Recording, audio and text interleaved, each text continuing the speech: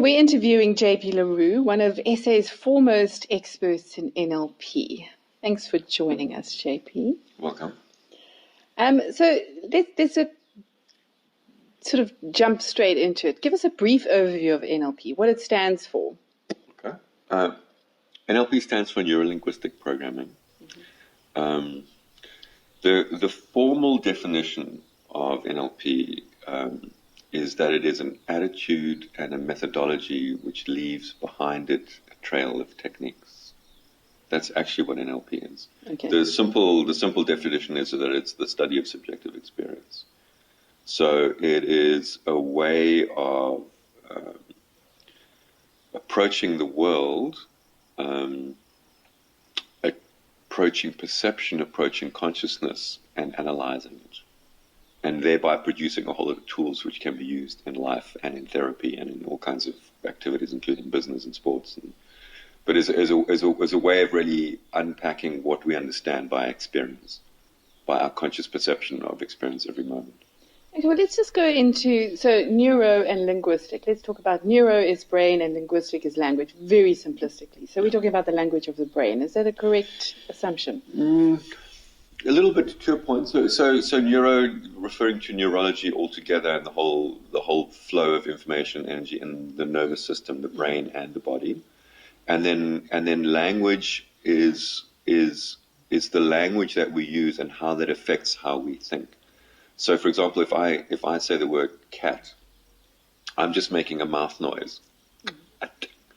What happens instantly in your mind is you formed an image. Of a cat. Yeah, Yes. and you probably noticed that you actually made. I didn't say like what color was the cat when I just said it now, that you formed in your mind.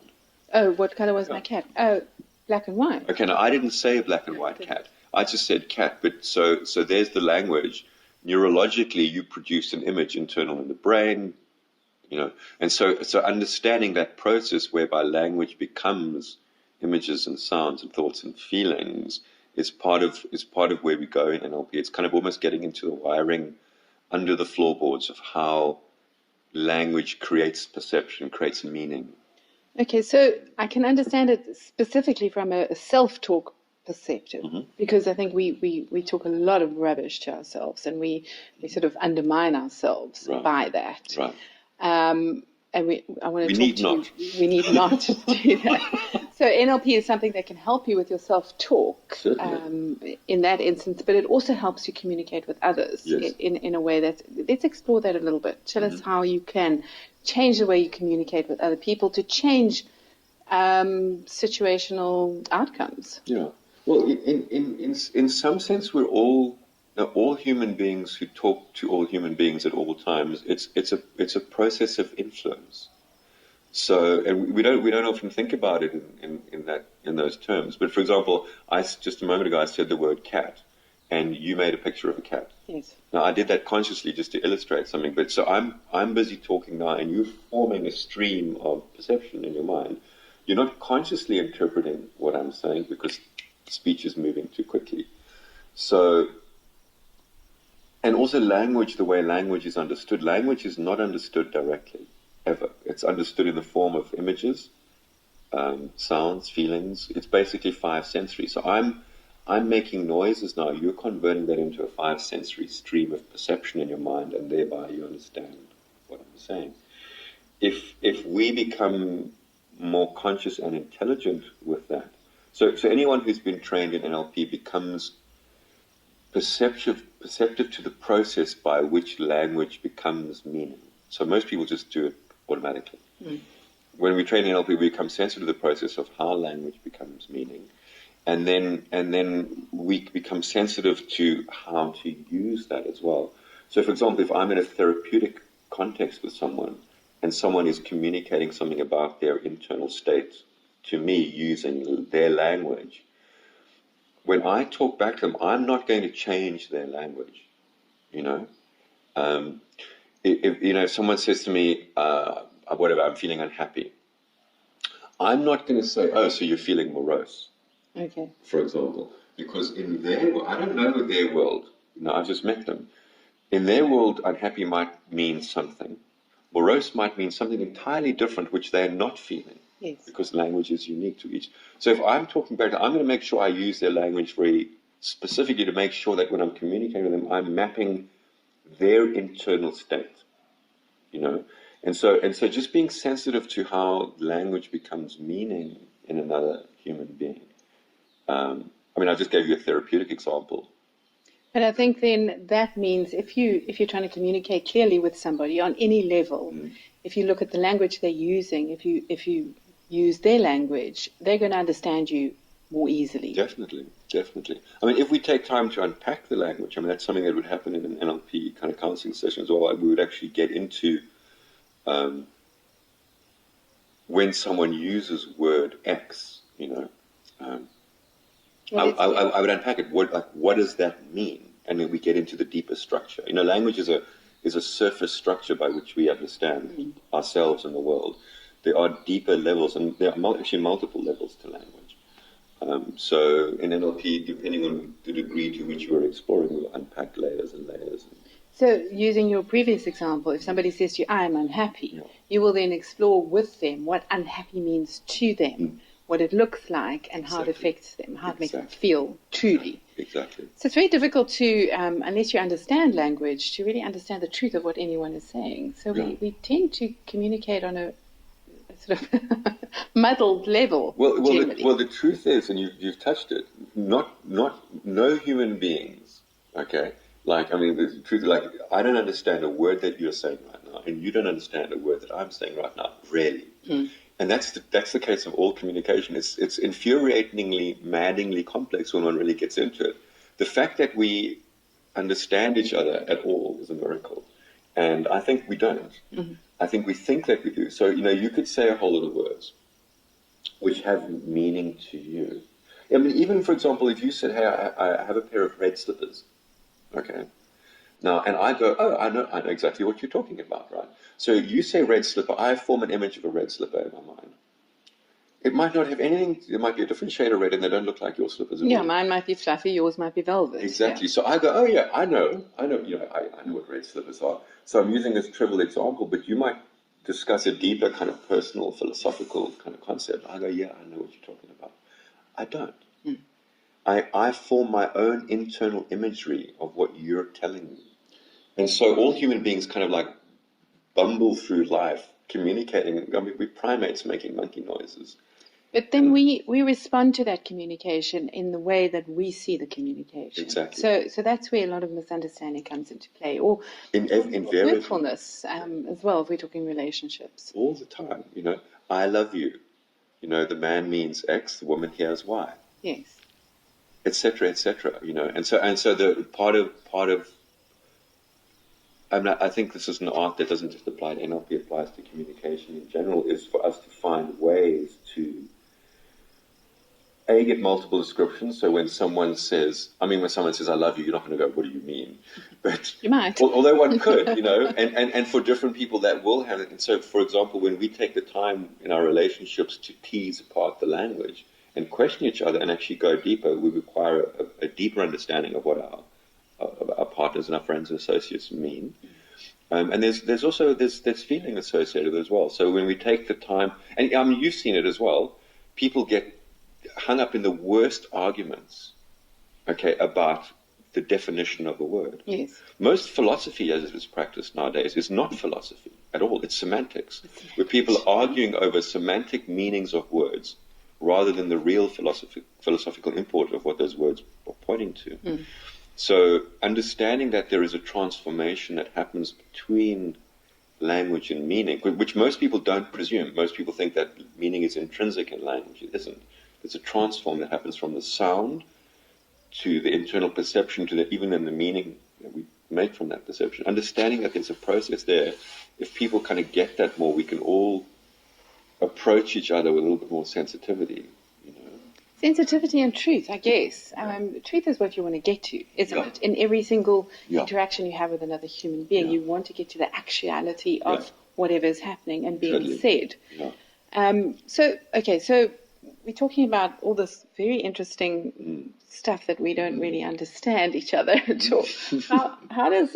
What does NLP look like in a session? You've illustrated a little bit of it, here and a therapeutic thing. But why would I want to go to an NLP? What is it, a therapist or? Well. So here's the thing as well, and I'm going to go into it maybe more deeply than you intended, but I would by my nature. So NLP was never designed as a therapeutic modality. A lot of NLP developed around the context of therapy when it was Richard Bandler and John Grinder, the two men who originally developed NLP technology, who I trained with personally as well. I won't go into the whole depth of thing because that'll give us, an hour of discussion. But basically, they started noticing these patterns of language and behavior and perception, cognition, and they started studying a lot of therapists and how some therapists are really successful in their work and others not. Because you do get genius therapists. Yes. Kind of clinical wizards. They talk to people and people change, and then some therapists talk to people for years and nothing happens. And so they started analyzing the relationships between language and perception, cognition, and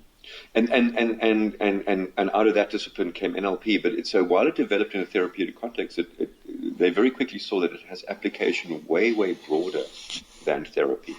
Has application in business, has application in philosophy, it has application in even in sports science, the neurological basis by which someone jumps over a pole really well, like a high jumper. How do they do it? Where do they place their feet? How do they move the center of balance? What are they seeing? What are they thinking? What are they feeling? So, well, there's a whole region of sports psychology. I'm assuming that NLP does, the tools come into play with that. Exactly, exactly. So the way that NLP is studying the relationship between perception, language, cognition, behavior, the world, even our sense of balance. One can look at how balance works when the body leans forward, when it leans back, how it adjusts itself. From an NLP perspective, we could look into balance it's an automatic thing, right? But we could unpack balance and go, how do you know when to shift right?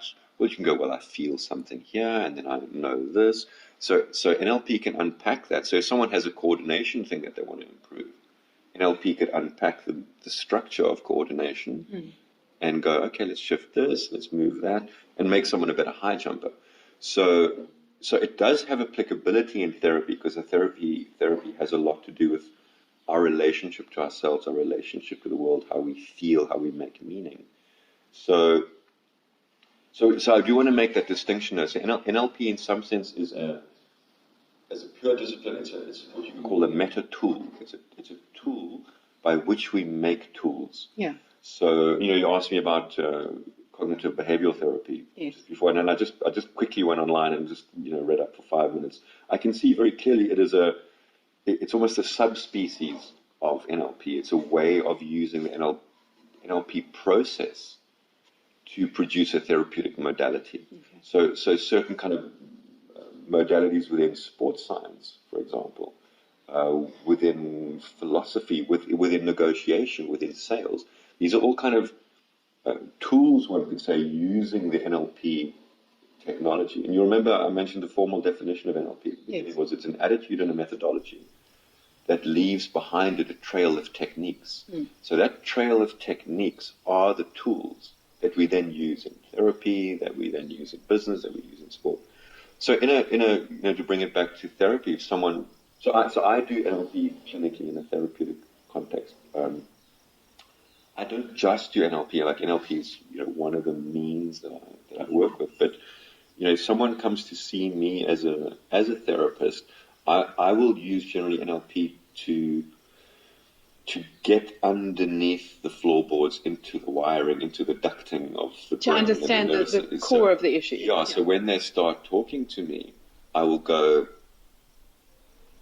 just start digging, basically. Yes. And in a therapeutic context, I will normally probably begin a therapeutic interaction with the only thing that I know for certain. Also I mentioned as well, NLP, if it's done cleanly and purely, is not predicated on any presumptions whatsoever. So if you come into my office, you know, I'm a therapist and you're my client, yes, in that moment at least, and you're in my office, the only thing that I know for certain is that you're here. And so the only true question I could ask you is, why are you here? right. And that would be the only honest question that I would begin with. I'd go like, why are you here? And then you would start telling me, well, blah, blah, blah, blah, blah, blah. And now I start digging, you know, and as soon as you, and it's a very intuitive process for me because I've been doing it for so long. But that's the least that you want of your therapist, because a therapist can only be as good as the information you give them. And if your therapist isn't able to really dig down to the core issue, because I think mostly our presenting problems are not really the true problems that we have an issue with, unless it's a trauma, a specific, you know, you've had a major car accident or you've been raped, that's a reason. But there are deep underlying issues that a lot of us don't even understand ourselves. So that really is the very least you want from your therapist, somebody who can dig deep under the floorboards. So NLP really is a phenomenal tool for that. It is. It's a really good tool for, because, you know, the therapeutic context is linguistically based. You know, it's a discussion, it's a conversation. Yes. And part of the art, I mean, there's a you know, a good NLP based therapist, let me say it like that, is in some sense being a professional mirror. And there's actually a discipline of doing NLP therapy. It's actually quite tiring. There's a state that we need to maintain, which we call uptime. Okay. And uptime means that when you're talking to me, I am not taking your language and making meaning out of it in my own nervous system. That would be what we call downtime. So if you describe some scenario to me, you go like, I'm scared of squirrels. Okay. If I take what you just said to me into my own mind and nervous system and I think about what that means, I'm doing you a profound disservice. Yes. Because you said I'm scared of squirrels. Like you said, what does that mean? Scared. What does that mean? Of. What does that mean? Squirrels. What does that mean? If I go now reflect upon the meaning using my own nervous system and my own neurology, and I go, oh yeah, I get it, you know, and I try to talk to you about it, I'm now bringing all of my nervous system content into the therapeutic, which got nothing to do with you. It's your fear of squirrels. Dissolves my stuff. So I have to stay up here and just reflect back, just help you unpack what do you mean by I, what do you mean by scared, what do you mean by of, and what do you mean by squirrels. Squirrels is probably the easiest of those 4 words. You know? Yeah. The first 3 words, there's a lot of depth in, you know, even when you say I'm going like, what do you mean? What do you mean fear? What do you mean scared? In other words, I help you unpack the structure of that thing rather than bringing my own interpretation to it. Yeah.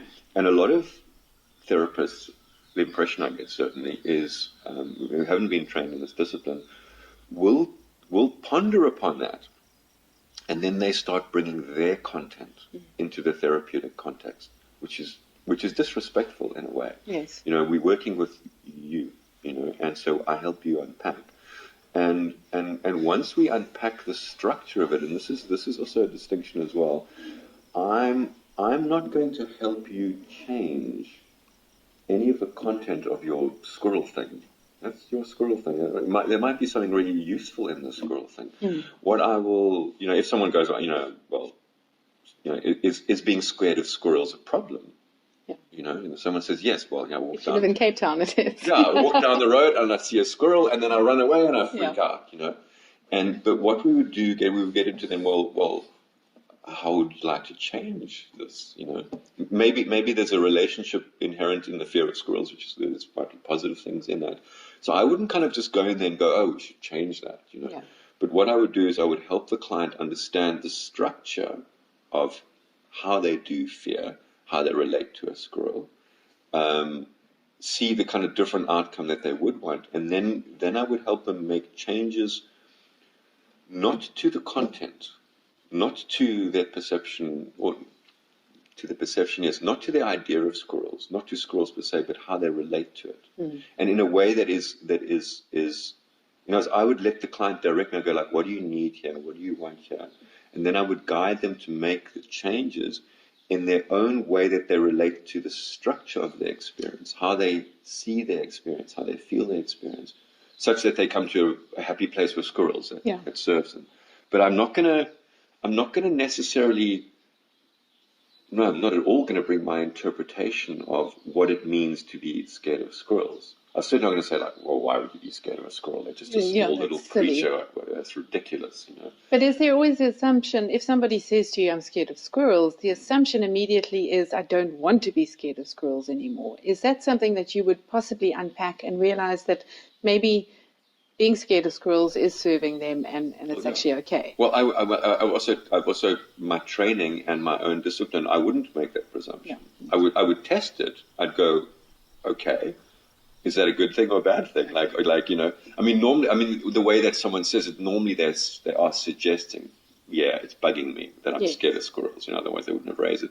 But I will test that. I won't just go, oh, so let's get rid of that. I'll go like, well, you know, and is that a problem for you or not? And they go, yeah, it is a problem for me.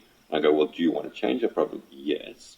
Okay, we'll go, now I have an invitation. But until I get that clear invitation as well, I mean, I've also learned to kind of be, you know, to read the tacit and unconsciously communicated signals. And I guess, I mean, that person could then, the presenting problem is I'm scared of squirrels, but the reason I'm actually here is because I hate it when people tease me about my fear of squirrels. Of course. And that then becomes a different issue that needs to be sorted out. And the fear of squirrels is, I mean, this is a bizarre subject. Sure, I mean, we usually do that. It's not the actual problem. So who should have NLP or how's it going to help your general person? Obviously, we've talked about it in a therapeutic setting. You've talked it very briefly in terms of business. Who else, and how does it help? So I would say anyone anyone who wishes to change a state to a different state, and by state I mean a state within their own mind, within the body, or in the world. So if there's a salesperson who sells squirrel traps, for example, you just hook them up with your other clients and you're fine. Yes, completely. But they're not selling enough squirrel traps, and they want to sell more squirrel traps. And then I go like, hey, I'm a salesperson, but I don't really do much sales. I make just enough money to get by, but I'd actually like to sell twice as much. So there's a state within their world, they want to change that. There's a high jumper who goes like, I want to jump that extra inch. I'm like, I've hit a wall. Someone who has a therapeutic liability. When my husband sneezes, I freak the fuck out and I want to kill him. Yes. Okay, and it's interfering in their relationship. So whenever there's a state that someone finds not altogether pleasing, and they would like a different state. So NLP is really a methodology by which we will map. Someone goes, hey, I can jump 6'3", I want to jump 6'4". Yeah. I can't make that extra inch. There's a beginning state, we know where we are, there's a where we want to get to state. Mm-hmm. I wake up every morning and I cry for 2 hours before I go to work. I would prefer not to.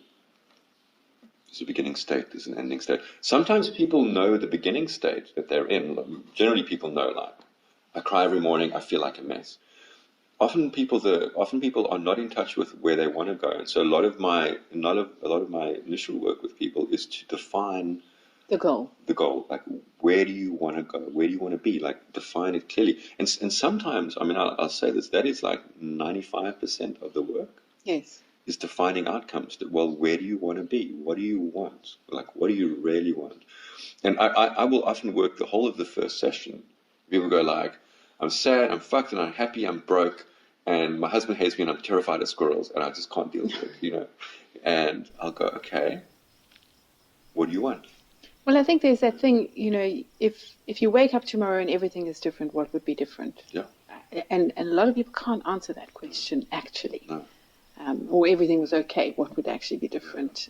So yeah, it is a key to knowing what you want. It's huge, and getting to that place, even if someone says like, well, I want to be happy, okay, I go, well, what does that look like? What does happy look like? I want to feel loved. I want to feel more loved. What does that look like? What is that? How do you feel when you are more happy? So I've spent a lot of time really getting to the definable criteria which make up the end state, you know. And then once we've got that, then, and here's where the NLP methodology comes in, we will actually map a pathway, you know, linguistically, perceptually, behaviorally, cognitively, all together, by which we get from state A to state B. And then I'll guide the client in getting from here to here. You know, unless you have the destination, you know, it's like going to Google Maps, you know, or like, you know, even, and I play with clients sometimes. Well, they, you know, a lot of people will be in the negative. They go like, I don't want to feel scared anymore. You know, you can't do anything with that. It's like, you know, it's like the waiter comes to the table and he goes, you know, what would you like to eat? And you go like, I want nothing but anchovies. Yeah. The waiter can't work with that. You know, you're going to go, well, what do you want that doesn't have anchovies? Well, I want a pepperoni pizza, no anchovies. The waiter can work with that. So I often will use that metaphor. The kind of go like, you know, pretend I'm the waiter. Tell me precisely what you want me to happen in the kitchen, and then I will help you have it. Yes. You know, so once we get there, then we start working a process of mapping. You know, so it's defining the goal, creating the map, and then very sensibly leading the client into that. Along that pathway. Now I just want to ask you something. So this is all about personal stuff. What if somebody comes to you with an issue where they're saying, as you said, my husband sneezes and it makes me completely insane. Yeah. Now, I want my husband's behavior to change, right. but I'm sitting in this chair. Yeah. How do you talk to someone in terms of that? Is it about them relating to the sneeze? Yeah. Or is it, you know, I mean, you're obviously not going to tell them how to bury the body, but how, you might, if it helps them. Yeah.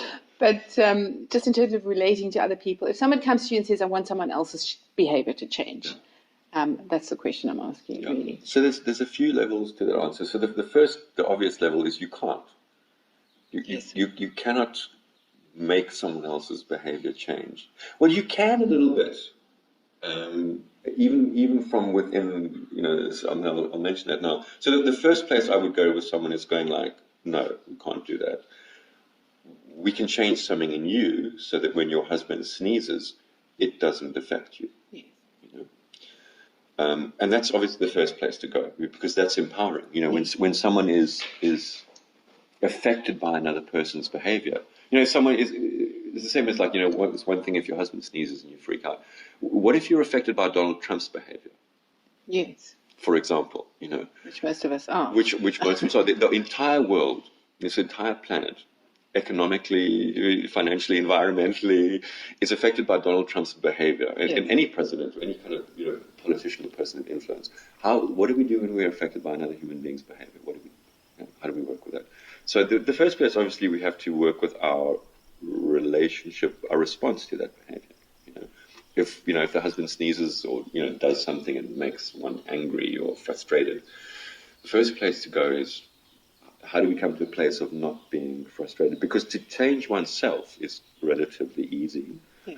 To change another is very hard. Yes. As all human beings, you know, we've learned a little for a while, we learn very quickly, it's almost impossible. I have been trained in there's a few branches of NLP. I have been trained in something called systemic NLP, which is kind of the very esoteric dimension of NLP. And systemic NLP is really, it stops even relating to people as people. We go even deeper into the patterning of, like, so for example, when you say I mean, you have a sense of what you mean by that. Yes. And when I say you, I have a sense of what I mean by that as well. Those two definitions don't necessarily coincide. And in systemic NLP, we don't also necessarily presume, we're getting into an entire discipline here, what's called epistemology, which is how we structure knowledge and what knowledge is, you know, and when one goes into epistemology very, very deeply, we take out all the presumptions. So even the very human presumption I have of, like, well, you're a person and I'm a person, and, you know, in therapeutic context I go, okay, well, I'm the therapist and you're the client. These are all presumptions. when one practices systemic NLP, we take all of that, throw it away, and go like, what's really going on? Yes, this is kind of chaos of perception. And if you really dig into the wiring under those floorboards, the relationship between a client and a therapist it's kind of diffuse as well. There's a process happening. I won't get too fixated on who's helping whom. It's, in some sense, the client, making quotes, it's audio, is educating me, is informing me to help me inform them. Yes. To help them inform me, and so it's a symbiotic relationship. It's a very symbiotic thing, and to be a very effective therapist, that kind of almost to be able to lose the distinction, it's not just client therapist. There's just two human beings in flow, and when one gets very deep into that flow, it's all, well, are there two human beings? Or is there two heads of the same body having a conversation? And so in systemic NLP, we get into, well, what is the world? What are people? What is time and space? And even those categories of experience which we kind of think are kind of concrete, we realize aren't that concrete. So then to come back to your question, can we change others? Yes, because systemic NLP is working with the entire universe, like all human beings, the entire planet, as a single system. And there's a single system. We're all part of it. Yes, Donald Trump seems to be a separate human being, but is he? Is he a human being, or is he separate? Well, is he perhaps an alien? But we realize that all others, in some sense, I'm getting very esoteric now. All others are reflections in a stream of perception. Are others, or are they aspects of our own consciousness? Okay, now we're going matrix-wise. Yes. Completely. Okay. So I go to that level with people. So, for example, to give you a concrete example, I meet with someone, she goes like, I really hated my mother. My mother was really, really mean to me. I need closure with my mother. I need to have a conversation with her. She needs to say, I'm sorry. Right. Oh, and she died last year. Okay. So it seems, well, then you're fucked, because you can't have a conversation with her mother because she's dead, and that's what you need. Yeah.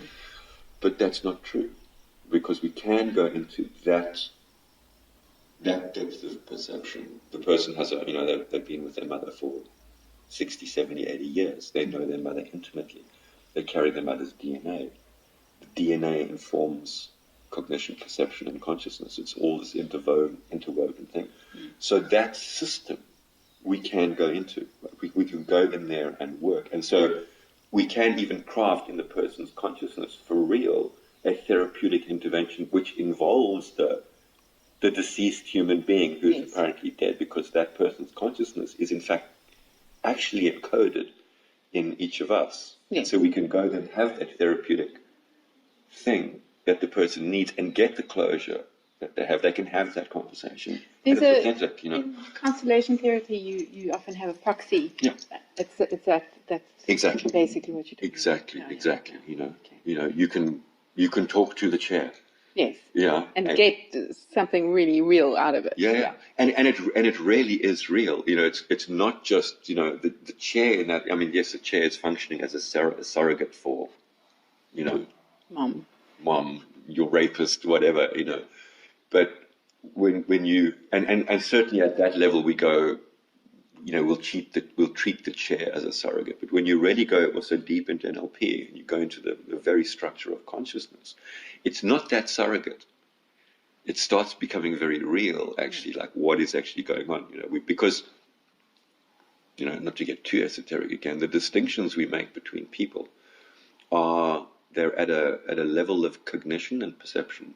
When you go deep into the structure, those distinctions get very fuzzy. I mean, I've seen that as well when we, because I've been doing this therapeutic process with myself and with others for 25 years now. What I've seen is that as we go, obviously we start working at the level of the conscious mind, then we get into the unconscious. So if I have a client, we get into that client's unconscious thoughts, feelings, ideas. The deeper we go, the bigger it gets. And the deeper we go, the bigger it gets. It goes deeper and wider and deeper and wider. And all of a sudden, we're in that area called the collective unconscious. The deeper we go into any human being, any single human beings' consciousness, we eventually get into the collective. And once you get down there, you realize that all human beings are emanations, in some sense, of a deep, singular force being person. We're not separate. That's very exciting, very beautiful. I think that, it's certainly, I can imagine that would really help you feel really part of something, and not a part, which is what many of us feel, and that's where a lot of our insecurities and issues come from, is that we're not part of something, we are a part of things. We are not as good. Exactly. Less than, etc., etc. Yeah. So let's just we're gonna close off shortly. Give us a quick rundown of what a typical session looks like, and how many you'd expect to go through. I'm talking therapeutic now, not anything else. Yeah. So I can't generalize too much, because every NLP practitioner is going to work differently, their own particular mojo. People are trained in NLP to different degrees. So even, for example, what I've been talking about these last few minutes, where I went very deep into what's called systemic NLP, not many NLP practitioners are trained in systemic NLP. Not many NLP practitioners are trained in what's called new code NLP.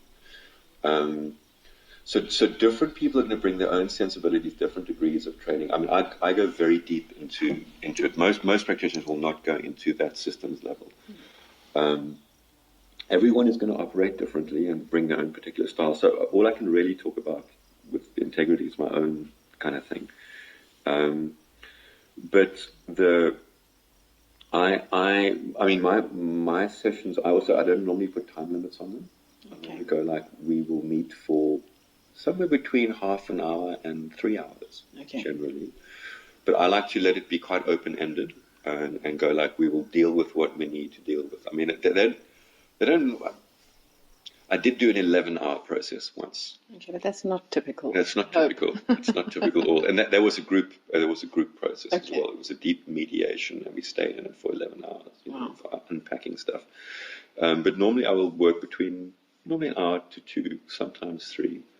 And I will just really be very direct and unpack why you're here, what do you need, how can I serve you, and basically follow the trail of, let the person bring to me, I wouldn't even say to someone who walks in my office, how can I help you? Because I'm therefore presuming that they've come to me for help, and I don't presume that. Yes. All I can presume is that they're there.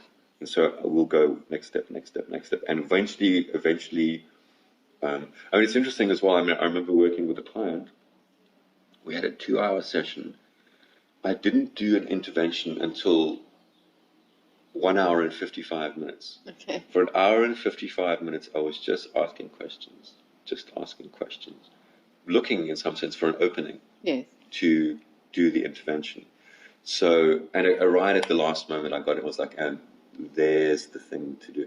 Now, by intervention, I mean where I will actually, once the person has laid out their issue, the problem that they want to get from A to B, and I can see it. Sometimes then I will do some kind of intervention where I will directly, through them, access some structure within their mind perception and guide them to change it, so that they get a shifted outcome. And the way that I work is I'm always looking for the first domino in the chain. And I'll spend a lot of time listening, just listening, watching, listening, until we can go, there's the domino. And that's how I like to do therapy personally. So it's a very personal thing again. I generally don't see people, I will sometimes get enough of a domino in the first session that it's enough. Yeah. And we tip that domino, and all kinds of chain effects happen, in that person's life, and they go away, and an unfolding happens. Sometimes I'll tip a domino, the person deals with their life for a year, they come back and see a year later, we go again. Sometimes it's enough for their life. I've probably never seen anyone more than 10 times. Okay. Ever. Mostly 3 or 4 times, and we're done. Then you're done. Right. So it's a definitively results-based process. No, I'm not at all into 10 years of psychoanalysis. No, that's just paying a friend. It's horrific. Yeah. And I'm personally a little bit critical of therapists who will just have that client come back and go blah, blah, blah, blah, blah for 10 years. Because people can just freewheel. I mean, the whole kind of traditional Freudian psychoanalysis is it has a usefulness, but you just regurgitate your unconscious week after week for decades. It can just become indulgent and masturbatory. It is indulgent, yes, yeah. And it doesn't necessarily serve. So I'm quite, also again, personal predilection. I'm quite outcome driven. Like, why are you here? What do you need? What can I give you that you can go away with? And so, like, we're not wasting your time or your money, just going blah, blah, blah, blah, blah, So 3 or 4 sessions, I drive to the root as quickly as I can, sensitively, one has to go there gently. Yes, absolutely. But I'm going for the outcome, I'm going for that domino, and then I try tap the domino, try tip the domino, and hopefully we get a knock-on effect, a quantum result that is long-lasting. That unfolds and spreads like a delta. Yeah. That's brilliant. Thank you so much, JP. We're going to put up your contact details on this podcast, and if you want to change your life, get hold of JP, and it'll happen. Thank you.